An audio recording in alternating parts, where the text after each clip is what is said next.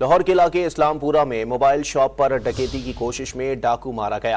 तफसीलात जानते हैं डॉन न्यूज के नुमाइंदे वसीम रियाज से। जी वसीम, बताइएगा।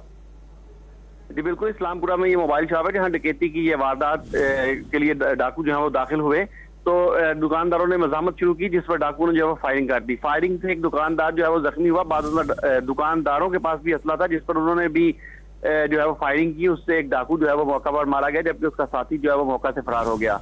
इत्तला मिलने पर पुलिस मौका पर पहुंची। पुलिस ने मौका से जाए वकूआ से शवाहिद इकट्ठे करते हुए तफ्तीश शुरू कर दी है और जो डाकू है उसकी लाश को तहवील में लेकर पोस्टमार्टम के लिए मुर्दा खाने मुंतकिल कर दिया है।